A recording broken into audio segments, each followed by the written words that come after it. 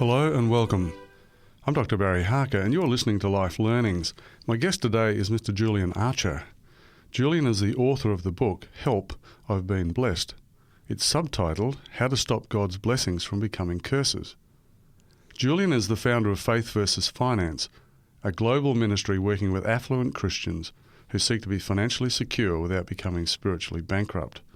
Julian, his wife Melinda, and their two teenage sons, Ethan and Jaith, live in South Queensland. My conversation with Julian today will centre on faith and money issues. In the second part of the program, I'll be talking with Julian about his early life and experiences. Welcome, Julian. Thanks very much, Barry. It's lovely to have you today. I look forward to the conversation very much. But before we talk about your book and ministry, tell me about your experience of the Queensland floods in January 2011. Yeah, I'm glad you said floods plural because we had quite a few. About every week or two we just had it was just flood after flood after flood. And we live in a beautiful corner of a creek. It's actually a horseshoe bend of a creek, and the house is right in that horseshoe. And we watched this water come higher and higher each flood. And then on one day we were watching that radar, watching the clouds, the rain come across, and I said to my wife, this is it, we're getting wet this time. And sure enough, the creek did come up, and that was actually the one that hit the news as well, you know, when people lost their lives, and it was quite tragic. So where were you living? We're in a place called Flagstone Creek, which is just down the range from Toowoomba, on the Brisbane side of Toowoomba. Okay. Yeah. So you would have copped pretty much the full force of those floods. Yeah, although in the area. In the area, yeah. A couple of valleys north of us is where there was a lot of loss of life and a lot of damage. But where we were, the waters came up and up and up. We had, fortunately, because it was actually the fourth flood in 3 weeks, and we had moved a lot of furniture and things out of the house and lifted things up, and so it was a blessing to have had all those warnings, because it did actually come through the house and gave the house a good wash. A good wash. How deep was the water through your place? Well, you know, it's one of those sort of miracle stories, because the water outside the house, washing across the front of the house, was a metre deep, and it was full of logs and cars and sheds and rocks and all sorts of things. And we have a lot of glass along that side of our house. But the water inside the house, nowhere did it get any deeper than about 2 or 3 centimetres. Okay. It was just phenomenal that glass didn't break, and just. Did you get any structural damage to your house?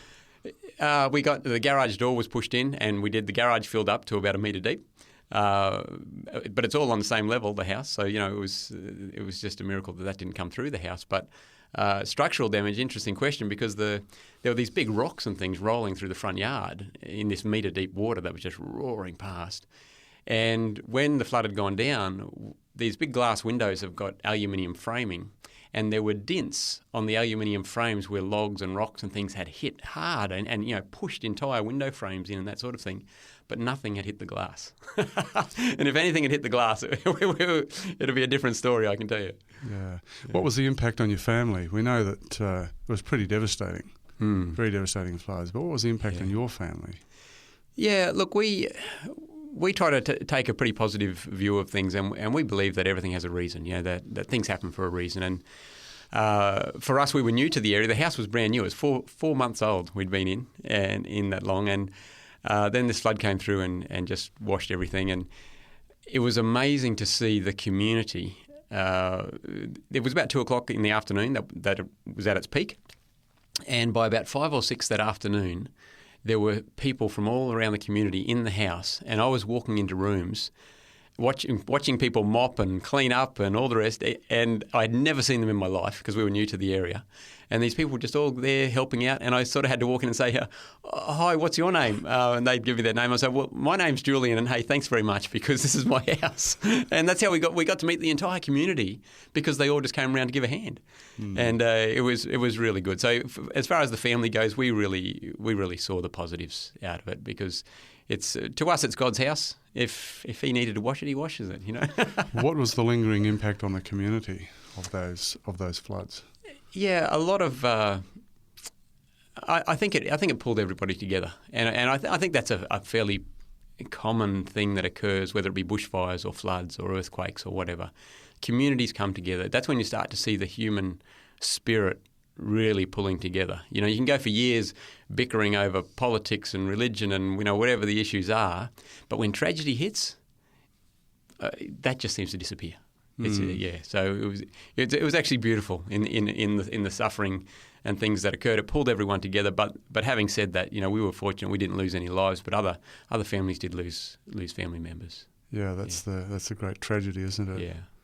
It seems that at times like that, people reevaluate what they're on about and what's important in their lives. And I guess this is an important starting point for our conversation today about money and finances and so forth. But tell me about your motivation for writing the book, Help, I've Been Blessed. Normally most people would think they didn't need help after they've been blessed. Tell me about the book and your motivation for it. Yeah, it's been a long journey. I've been in business with my family and my parents for a number of years, and those businesses were very successful.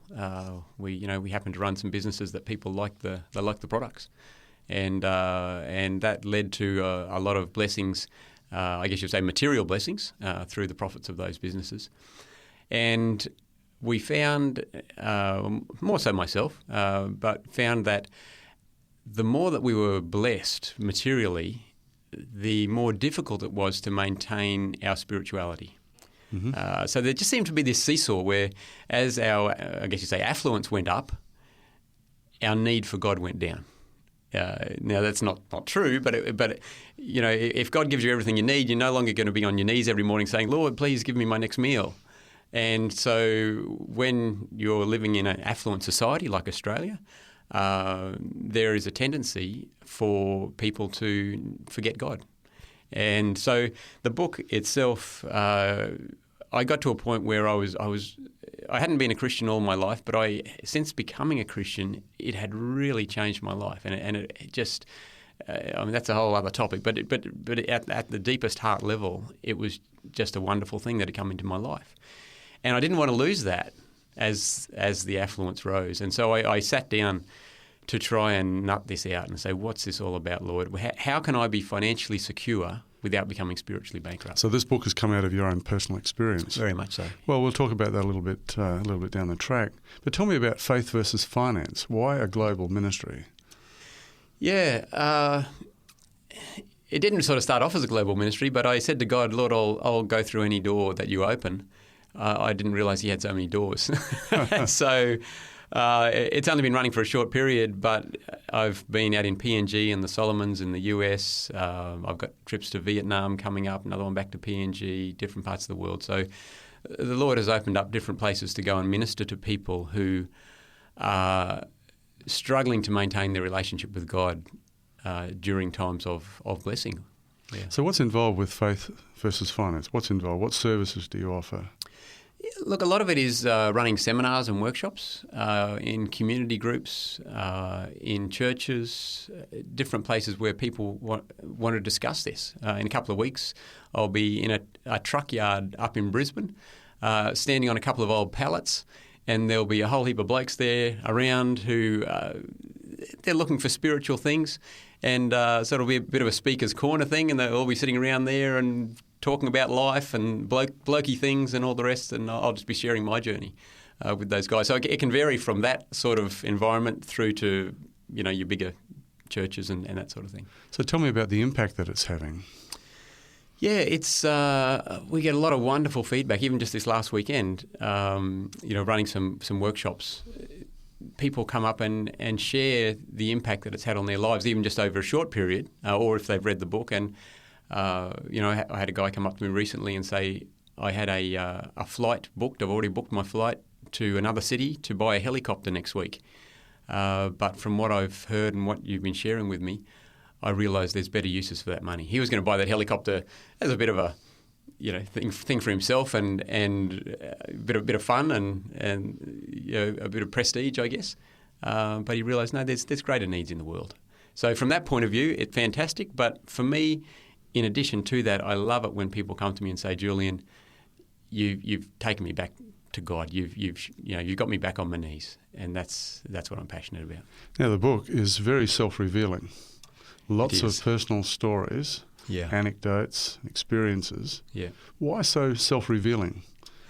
Well, when I set out to write it, it wasn't a book. It was very much a personal journal, because I just wanted to sort out this faith versus finance battle, the impact of affluence on spirituality in my life. And so I went back through it and just recorded all my stories and my journey and my challenges and my wins and victories and all the rest of it. And then as I was writing that, I thought I should put this in a format that my boys can read so that they don't make the same mistakes that Dad made. I've got 2 teenage boys. And in the process of that, putting into a format for them, I just felt convicted that it was to go into a book form. However, I resisted. And for 2 years I sat on it and I was saying, no, it's too personal. I can't put this out in the public space. This is too personal. But finally, it's out there. Yeah. Most of us find that we can be self-revealing to an extent, but when it gets really personal, it becomes difficult to do. Yeah. How did you manage that process? How did you finally decide to be so self-revealing? Was it just the issues that you felt were so important that you needed to talk through your own experience? Yeah, I think I got to a point in life where I realised that a lot of my learning was head to head.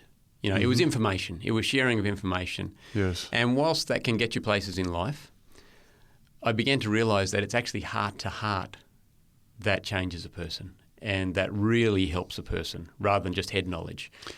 Yeah. So was writing the book enjoyable? It was. It only took about 10 weeks and it just flowed. Out it came. It took longer than that to sort of go through the editing process, and then of course I sat on it for 2 years because I didn't want it out there. But it was really enjoyable to look back and just see how God had led in my life through thick and thin, and not just blessings, but struggles and challenges and different things that brought or other aspects of my life. It was just great to see God's hand. Who's influenced your views the most in the book? I noticed that you've got quite a number of different people that you're referencing. Yeah. Who's influenced your thinking the most? Look, I think it's generally other authors. It's I guess I'm a learner who also learns by reading, and so obviously the Bible. The guys who wrote that, phenomenal truths that I needed in my life. A lady called Ellen White, who is one of the most I think she's the most translated female author on the planet, something like 170 different languages her books have gone into. And then a guy called John Wesley, who was a founder of the Methodist Church. Those 3 sources, I think, have probably had the greatest impact on my life. Yeah. Why are these issues so important? And what's the basic message of the book? What are you actually saying to us in the book? And why are these issues so important? Yeah, look, the Gallup polls, many people would have heard of that. It's like a global research institute. They do a lot of surveys. It has done some studies on income levels and interest in religion. And they found that they've done these studies in 200 countries. And when they collated all the study data, they found that if a person's income is low, then their interest in religion and spirituality is high. Whereas if their income goes above about $25,000 a year, okay, so it's not a lot of money, but by the time they get to there, only about half of those people are still interested in religion.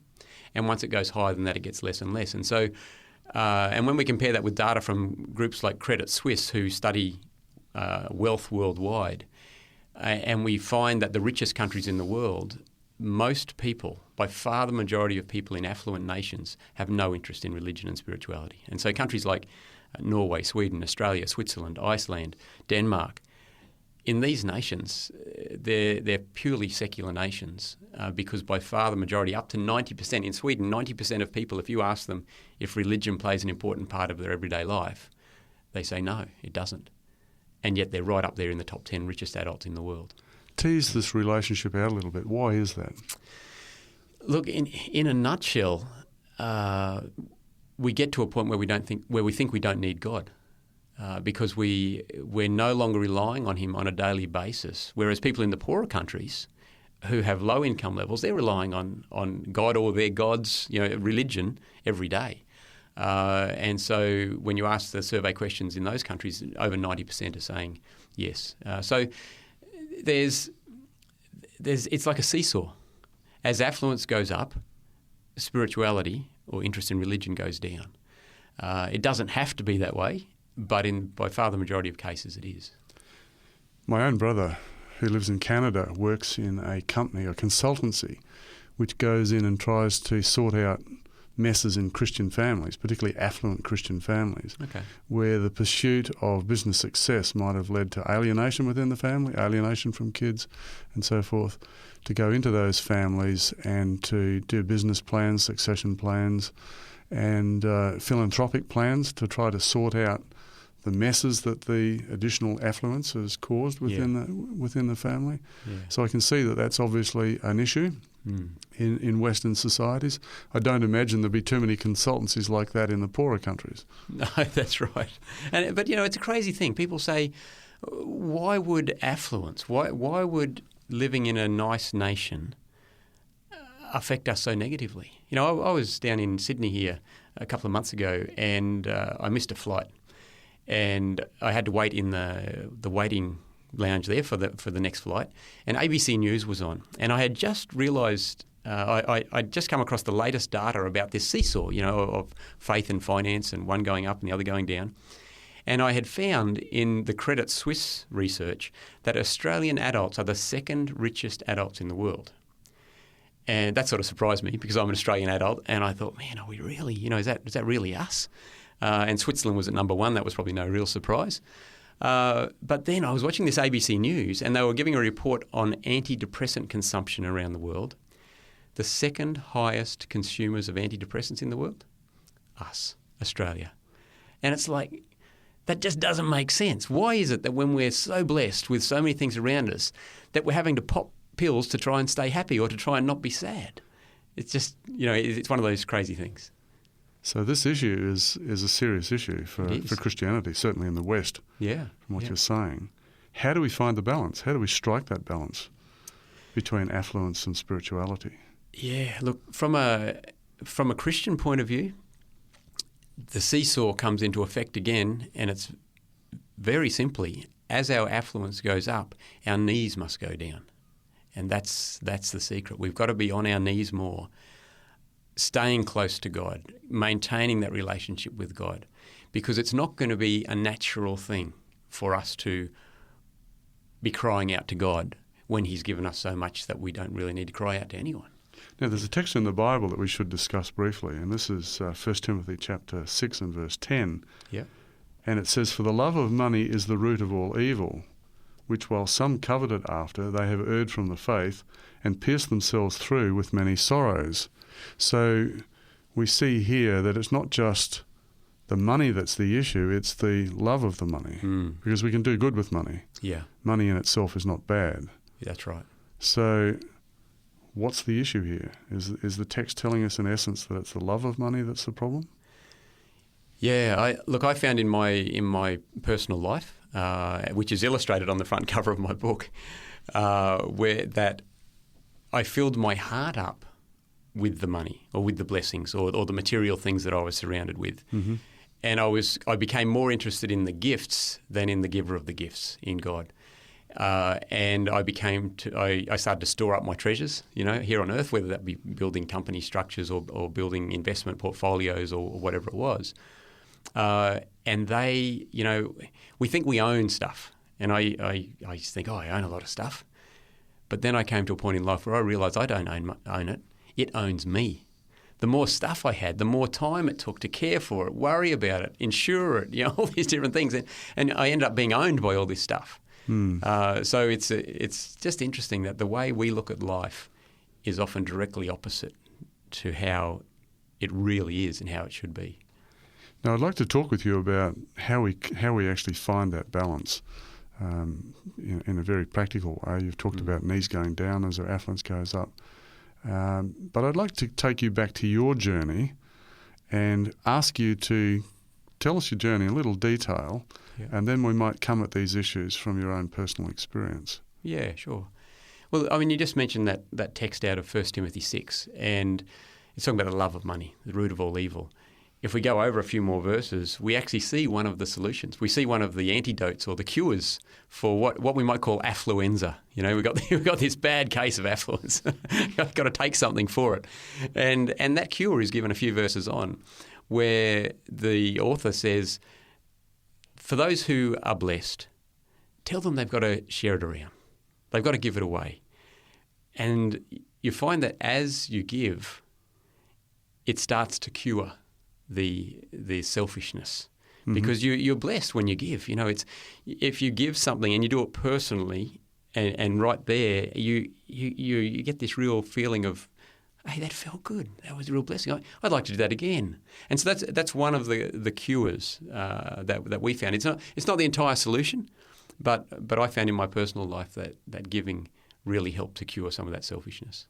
So take us right back to the days when you perhaps didn't have the sort of success, the financial success, and then take us through the impact of that financial success on your own life, a little more detail, and then tell us how you finally came to this crisis of understanding that things were starting to own you, that it was impacting your life, perhaps impacting your family in negative ways. What were some of the signs that you could see that it was having an impact on you in a negative way? Yeah, look, the businesses grew far more rapidly than we ever expected. The last business that we had, the most recent one, it was growing 70% every year, compound, 70% on 70%, 70%, year after year after year. And it was a real, what do they say? If you got the tiger by the tail, or if you're holding the tiger by the ears, you can't hang on, you can't let go. And so my entire life began to focus around this business, and which of course was the source of the affluence. But it was more about being distracted. So it doesn't have to be, people don't have to be doing really well in business to have the same struggles that I was going through. It's the distractions of life that kept me away from, or took me away from my relationship with God. Yeah, and then of course going from there, it just got busier and busier and busier, and the whole time I was fighting it, fighting to hold on to my relationship with God, but I seemed to be losing ground because He kept blessing me more and more. And I thank God that we've got a gracious, generous but very patient God. That He cares for us as a really good parent would. Can you remember the time when you felt, when you really understood what was going on and decided to do something about it? No, it was more gradual. It was more just over time. It just got. I was fighting it more and more and more. We got to a point. There had been a series of businesses. My parents were serial entrepreneurs. So by the time we sold the last business, it was the 12th one, and so it was sort of a progressive thing. But when we sold that last business, I actually had the time to sit down and look back and go, what went wrong, Julian? And that's where the book came out of. Yeah. Did you see any impact on your family? Look, what about your parents too? Yeah, we were really blessed from a family point of view. Family businesses don't always work so well, as you mentioned, with your brother doing consultancy to them. But we just worked really well, Mum, Dad, and myself, as threefold management. That worked out. In my own personal family, my wife and children, I would have liked to spend more time with them, and I'm doing that now as my boys are older. But we were really blessed from a family relational point of view. We actually had really good relationships right through the whole thing, which was an absolute blessing. Your family was also into philanthropy too, wasn't it? Yeah. We were involved and still are in a number of different, I guess you'd say, projects around the world. We work with humanitarian agencies. We work with evangelistic and mission-oriented agencies, a lot of different projects in different countries. And that's been a real blessing to us. And that was, I was mentioning there before about the giving, and it helps to heal your heart as you get involved in that process, helps to heal that selfishness. So tell me now, what happened when you came to this point of realisation and you had the motivation to write the book and so forth? How did you resolve the issues? Are they still issues? Do you still have to struggle with them, or are they resolved in a permanent sense? No, it's still a struggle, no question, but not necessarily with those same issues that I had back then. I don't have a lot of the interest in, I guess, the affluence and the affluence lifestyle that I was trying so hard to get back then, trying to live the dream. Mm-hmm. I don't have those challenges anymore. But there's always something in life. I don't think there's any such thing as a clean sweep, a permanent cure where from today onwards, no worries, me and God, we're like this, and we're just going to stay like that forever, and there's nothing Satan or anyone can do about it. It's a daily battle. So what would you say to a family, a Christian family perhaps, out there where there is affluence and there are signs that things are starting to fall apart because of that?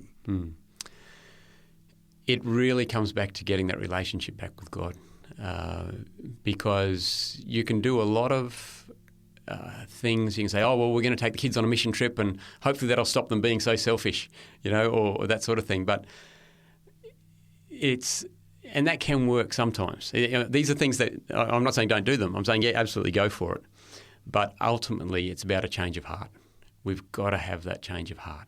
And if we don't have that, the rest is, tinsel. So how do we strike that balance between legitimately caring for ourselves? We have to care for ourselves. Absolutely. We have to provide for our families. How do we strike that balance between caring for ourselves and our families and the needs of those around us?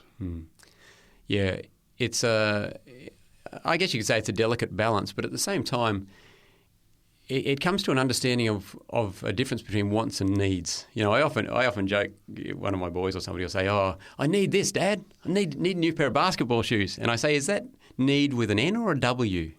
Is it a need or a want? What are we talking about here? And once we get that perspective more and more into place and realise that just because you can afford something doesn't mean that it's a Christ-like thing to do to go and get it. In fact, it was John Wesley, one of the guys I was talking about before, who said the most diabolical word in the English language, the word that he hated more than any other word, was the word afford. Because he saw Christians who should have been, in his own words, he said Christians should work as hard as they can to earn as much as they can. And we're good at that. That's the old Protestant work ethic. But then he goes on and he says, in order to spend as little as they can, in order to give all that they can. And that's that halfway through that saying of his is where this cavern is, where trying to get across from working hard and earning well to actually not spending it on yourself and giving it away is a real challenge. And so we've got to identify what's a real need and what's just a want. What about the car I drive, the house I have, the holidays I go on? How much of that is about what I really need, and how much of that is just about showing other people that I can afford it? And trying to get that balance. I always tell people, drive a car that's as old as your ego can afford. What about the life of Christ? What does the life of Christ tell us? I mean, here's the great exemplar for Christianity. What does his life tell us about acquisition and happiness and so forth? Yeah, it's the ultimate example, isn't it? It's here was a being who is equal with God, reigning in heaven over the entire universe, but chose to humble himself, to come down here, to live amongst us, to be ridiculed and spat on and beaten and crucified because he loved us so much.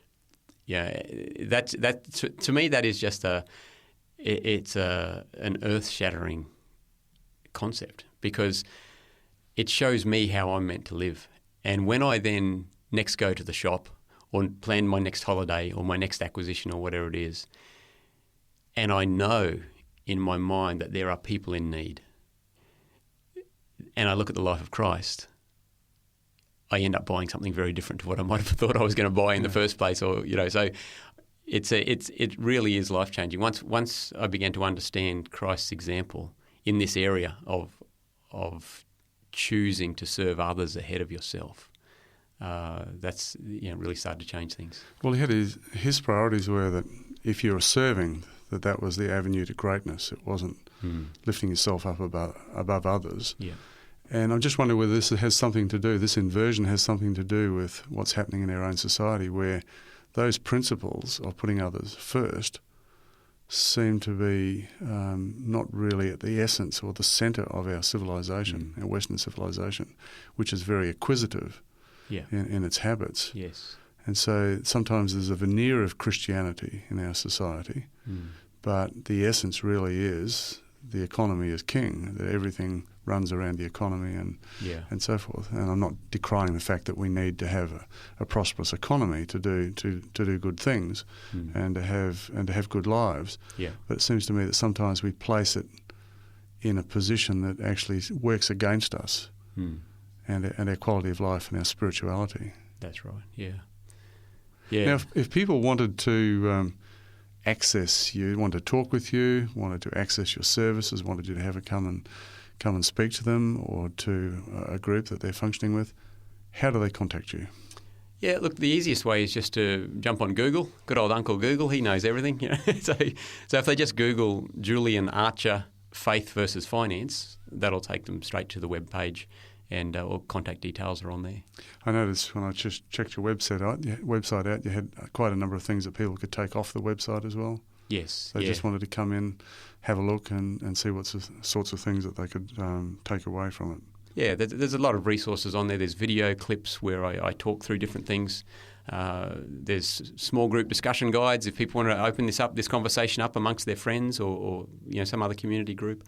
And, of course, the book is on there as well. If people want it as a free audiobook download to listen to in the car or as a PDF to look at on their computer, that's all there as well.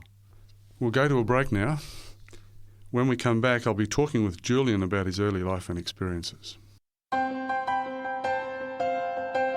If you have any questions or comments in relation to today's program, you can call 3ABN Australia Radio within Australia on 02 4973 3456 or from outside of Australia on country code 612 4973 3456.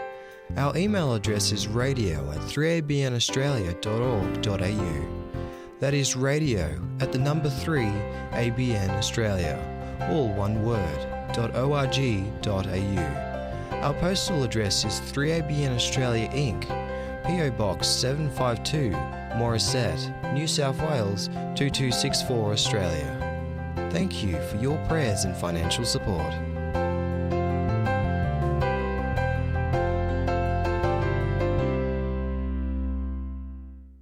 If you've just joined us, I'm Dr. Barry Harker and you're listening to Life Learnings. My guest today is Mr. Julian Archer. We've been talking about Julian's book, Help, I've Been Blessed, and his global ministry, Faith versus Finance. In this part of the program, I'll be talking with Julian about his early life and experiences. Julian, where were you born and where did you grow up? Born in Brisbane, and was there until I was 4 or 5 years old. And then we moved out to the Lockyer Valley, so a little bit west of Brisbane, about an hour west, and grew up a very footloose existence as hippies out in the bush there. Very much a barefoot existence. It was a great childhood. That must have been a pretty idyllic time in the sort of 1970s. Yeah. We were probably a little bit late to be hippies when we really. It was the 1960s, I think, we were supposed to be hippies, but Mum and Dad were busy in the 60s with business, so. We did that, and I don't know, it was idyllic for my sister and I, growing up out there in the bush, and it was just fantastic. So you only have one sister? Yeah, a brother came along much later, okay. But my sister and I, but for Mum and Dad, I think it was probably pretty stressful because they were trying to live off the land and grow your own food and all that sort of thing, build your own house, and I don't think that's the easiest lifestyle. No. What were the sorts of things you liked to do as a kid? Used to love just going off into the bush on my own, and we had a little property, about 30 acres, and either side were massive cattle properties, 2,000 and 3,000 acre properties there, and I'd go off and there were caves in the hills, and I'd go and be a bush ranger or whatever I had to be on that day, have a bit of fun and let the imagination run wild. And I think I read a story about you tracking down a snake that nearly bit you. Would you like to tell us that story? Yeah, when I was probably about 10 or 11, I was quite into snakes. I loved snakes, and I wanted to be a herpetologist, which was the biggest word I knew at the time, and probably still the biggest one I know. But that's about a person who breeds snakes, and I. Whenever Dad would find a carpet snake outside, he'd bring it in for me to play with, and green tree snakes and that sort of thing. And one day I was riding my push bike with my mates along a dirt road, and there was a big green tree snake going across the road. It was about 6 foot long. It was about as big as they get. And so I thought, here's my chance to show my bravado, and I jumped off my bike and ran forward and to catch this snake. And the snake, obviously, its instincts kicked in and it took off pretty fast. And I chased it across one side of the road and back across the road and under a bush and then back across the road again. And my mates are laughing and pointing and, screaming and having a great time. And this snake's getting pretty angry. And when a green snake gets angry, it shows its blue scales. So you can tell when a green snake is angry because it goes a bit of a bluey colour. It stretches out. And it was going up this cutting on the side of the road, and I was scrambling along after it, all scratched. And it was just going over the top of the cutting, and I knew that if it got over the top of the cutting, it was gone because it was pretty fast. And so I lurched up and grabbed it by the tail and then scrambled up and got up on top with it. And then I picked it up as high as I could to show my mates, hey, this is all great. And right at that moment, this green tree snake, which is a very, very agile reptile, just reared up. And because, of course, I was about 4 feet high and it was 6 feet long, so it had the advantage. And I can still to this day picture the mouth of this snake coming directly at my face, completely open. And I can still see down its throat with these sort of red and blue and purple, I guess, flesh and veins and things going down its throat. And it was coming right for my nose. And when it was about probably a foot away from my nose, I just pulled off to one side, flicked my hand the other way, and we never did meet again. But to this day, I can still remember that. It was one of those things. And I've actually been a bit snake shy ever since, because I have been bitten by non-venomous snakes a few times, and I'm at a point now where I'm going, no, look, you're okay. You do your thing, I'll do mine. What about the time that you were going to drape, what was it, a carpet snake over your sister while she was doing her homework? Yeah. We had a lot of fun as kids, and I used to hide in my sister's room and wet my hand at night time and put it on the light switch so that when she walked down the hall and reached her hand around to switch the light on, she just got this wet hand. And anyway, so one day Dad gave me a carpet snake. It was a hot summer's night, and this one was pretty awake. And I thought I'll take it in and drape it over her, down over her shoulder while she's studying, and give her a bit of a wake up. And I never got that far because it bit me before I got it in there. Tell me about your parents. Great people. Generosity in human form. They're just wonderful, wonderful people, and they've had a long journey through life. But they're serial entrepreneurs. They're always into something new, always wanting to try something new, push the envelope a bit, live on the edge of I guess society in a lot of ways. They're wanting to try new businesses, new products, new mission techniques, evangelistic techniques, humanitarian service techniques. They're just wanting to keep pushing those boundaries. But a couple of fantastic people. As you're growing up in the family, what sorts of values did you pick up from your parents? Yeah, it changed. In the early days, I think, when I was younger, it was very much work. There was a point, they were only 24 years old and they were running 5 businesses that they had started from scratch. Gymnasiums and health food stores and refrigeration business and all sorts of different things. So very early on, they were working hard. And so I guess I got that early on in life. But then and it was work hard for yourself. That was the model back then. But then as we came through life and became Christians, that changed. And they taught me that actually, work hard, keep working hard, but do it for God, do it for other people. And so that was a big change. So when did Christianity enter your family? About 1976. So I was about 7 years old. And it was it came in over that next few years, sort of late 70s, I guess you would say. So initially your family was very much into acquisition for the family. It's all coming their way. And so there was a change then as they became Christian. Then they started to look at money in a different way. Did you sense that change? Did you see that change in them? Yeah, very much so, because the businesses started to become about. They were a means to an end. The end was, the goal was to be able to tell other people about Jesus. And the businesses supplied the finances to do that. Whether mum and dad were doing that themselves by going out and being involved in various mission-style projects, or whether they were supporting others to do that.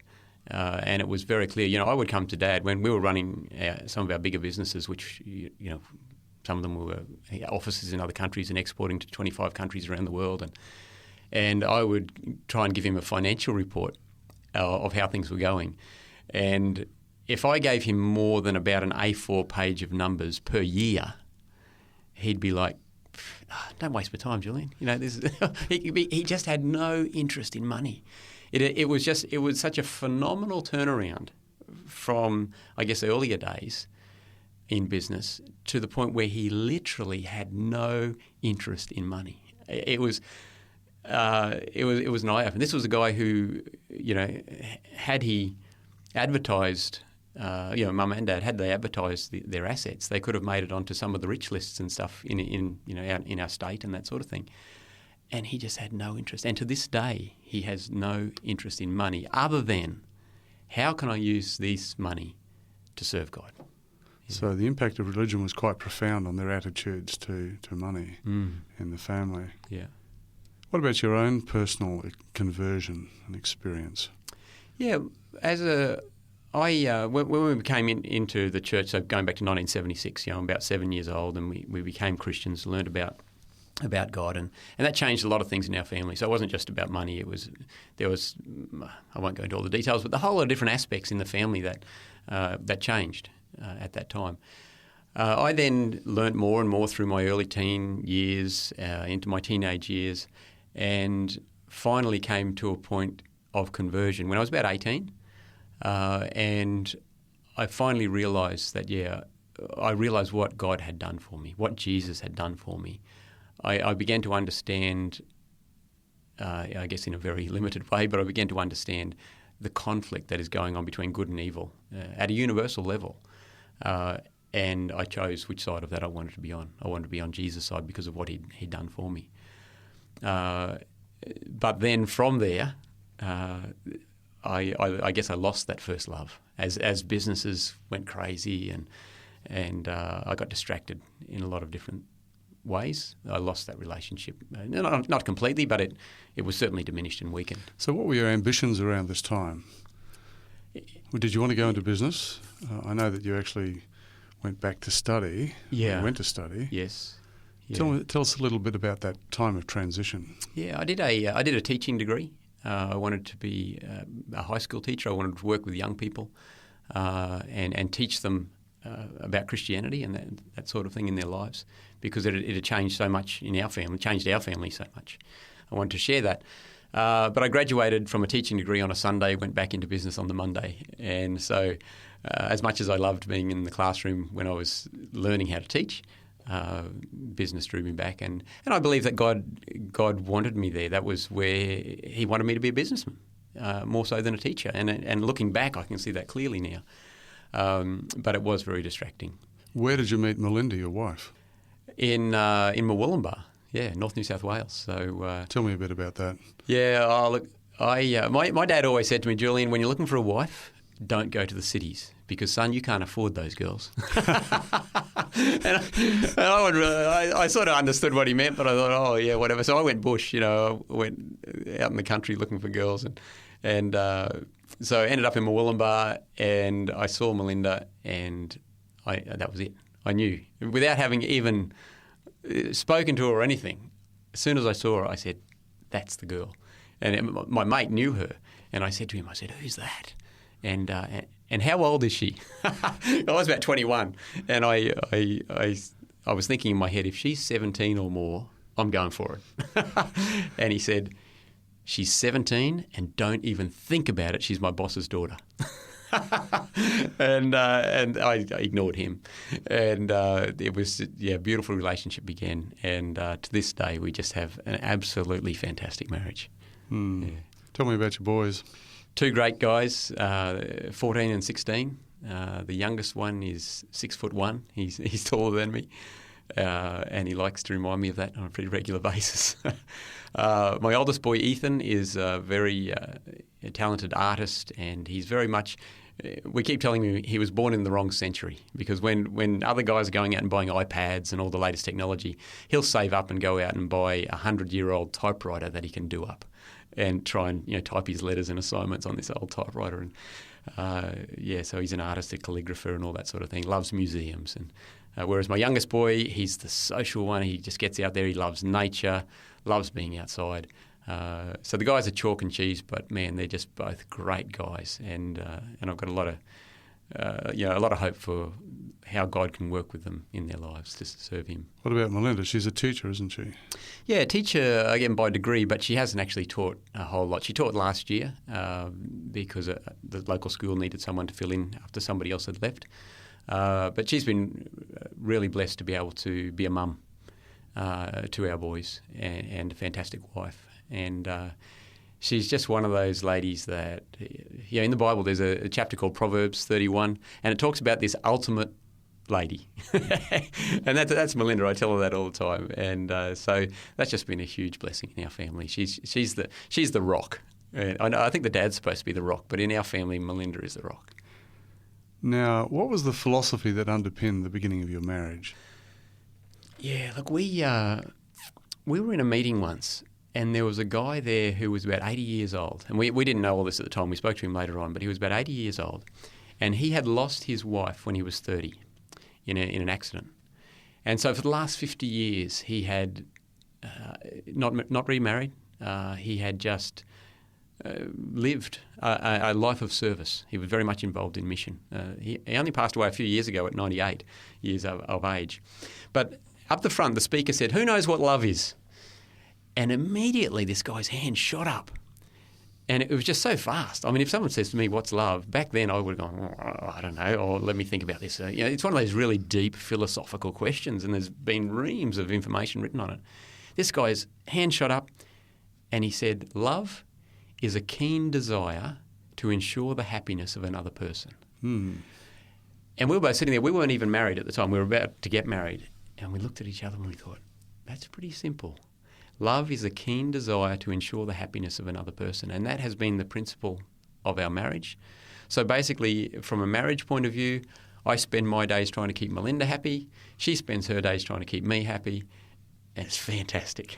So your philosophy's never changed? Hasn't changed, right? Yeah, I think we've been married, I'll get in trouble for not remembering exactly how long, but over 20 years. And we still have that philosophy, and we're really thankful to that guy for sharing it. What gives you the most satisfaction in your life? Sharing, I mean, it depends as you go through life, but right at the moment, it's sharing the message that God has placed on my heart. And that is the message about the impact that affluence has on a person's spirituality. And I just love it. I travel all over the place, often with the family, and we share that ministry together. So you're not employed, you're just simply working with your ministry at this stage? That's right, yeah. And spending a lot of time with the boys. That's this age of life, they're 14 and 16 years old, and I come across older guys whose kids have left home, and they all say to me, "I wish I'd spent more time with my kids. I wish they hadn't grown up so fast." And I guess I've been blessed. I'm at a point in life where I can actually just stop and spend time with the kids. And so we do a lot of that, and we have a lot of fun spending time together. Now, I guess if I ask this question, you might give me an answer around money and so forth. But what have you really learned from your life that you think everyone needs to know? One essential piece of knowledge or learning from your life that you think everyone really could benefit from knowing? Yeah.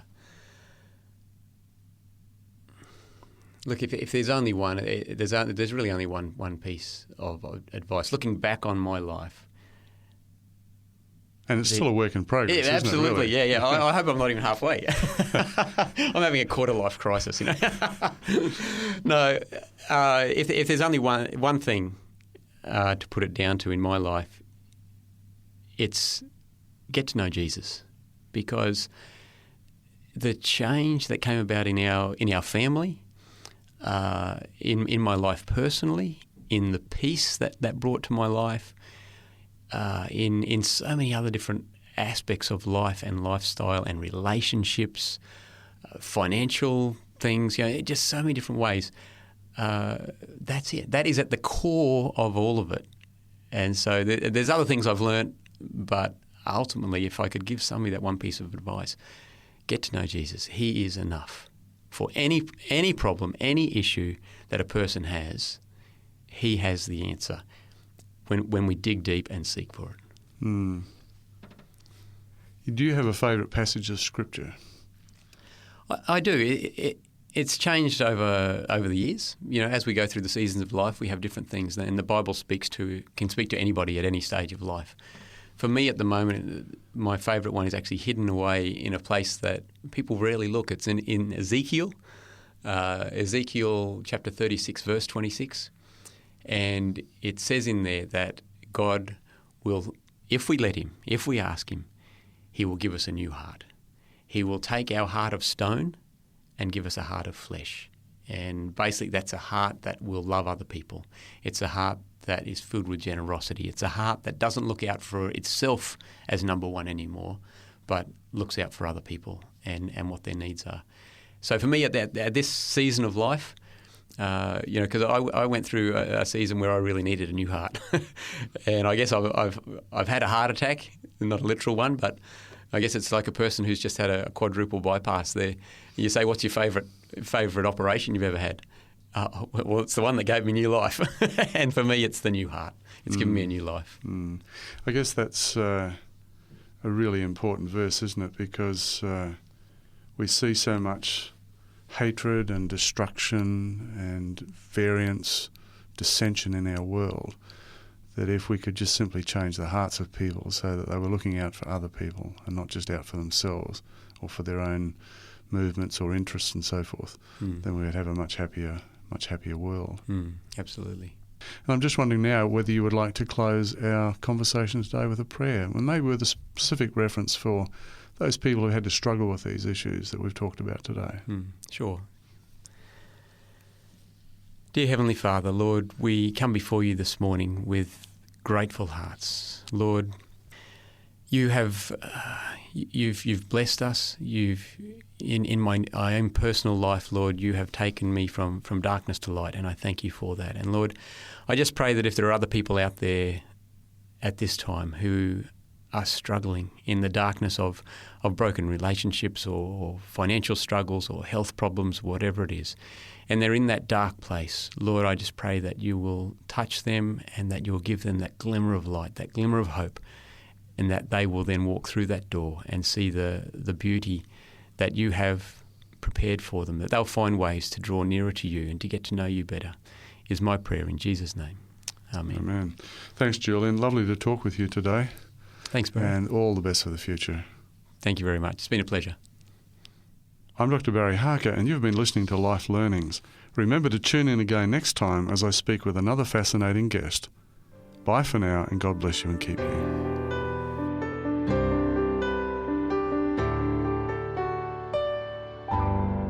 You've been listening to a production of 3ABN Australia Radio.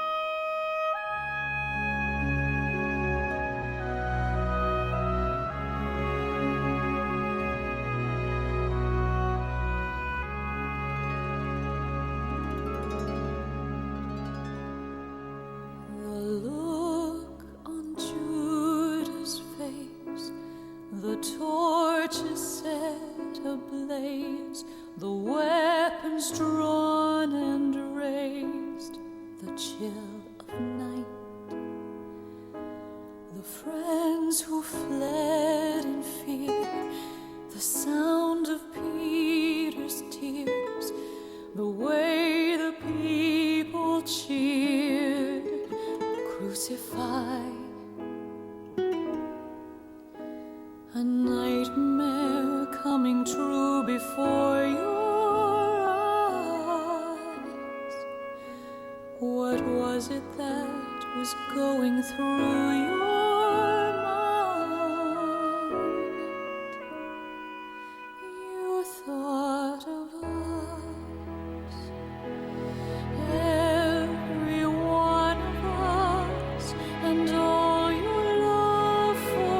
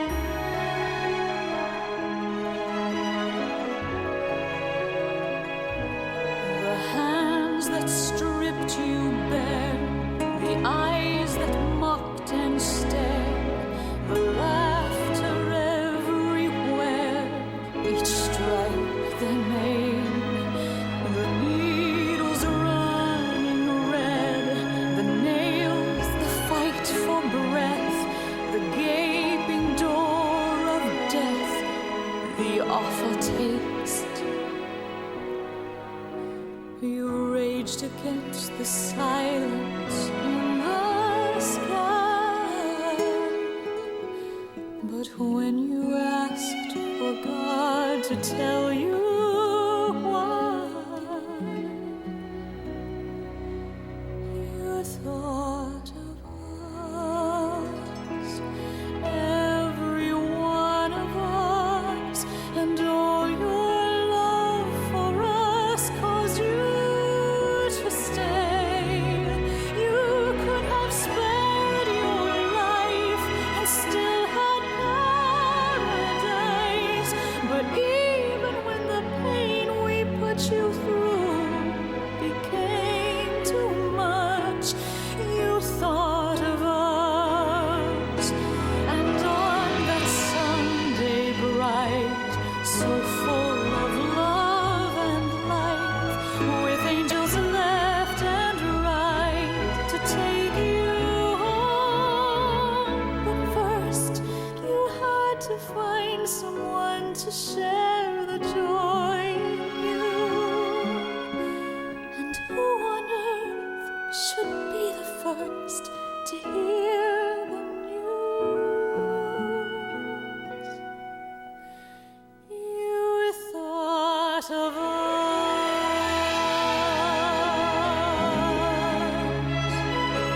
and all your love for us caused you to stay. We were the very ones who turned away your love. But even when the pain we put you through became too much, you thought of us.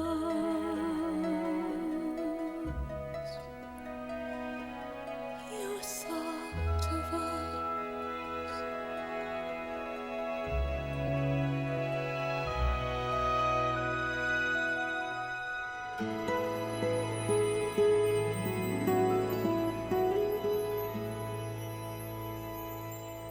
That was Jennifer Lamountain and You Thought of Us.